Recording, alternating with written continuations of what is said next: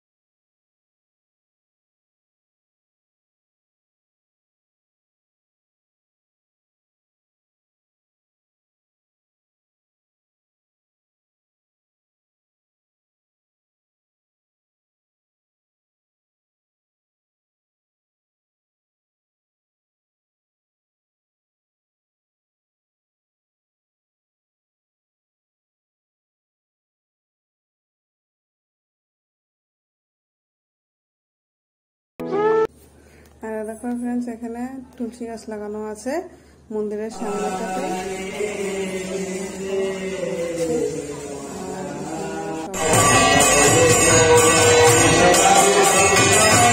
আর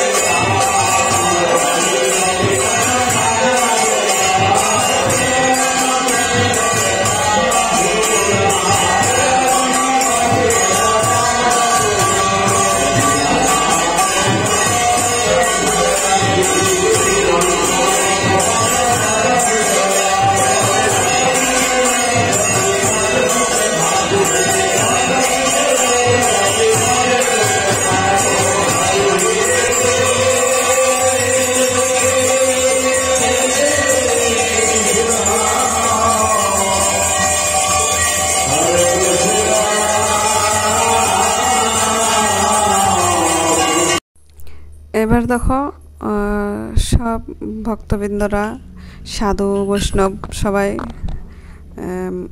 আরতি করে এবার মন্দিরটাকে পরিক্রমা করছে। তো এই দৃশ্যটা দেখে আমার খুব খুব ভালো লাগছিল। আমি অনেকক্ষণ দাঁড়িয়ে দাঁড়িয়ে দেখলাম। আর দেখো গুনগুনও দেখলো, মানে অনেক টাইম ও দেখলো। আসলে খুব ভালো লাগলো। মানে সন্ধ্যাবেলাটা সত্যি এমন জায়গায় যদি থাকা যায় আসলে মনটা ভরে যায়, খুব ভালো লাগে।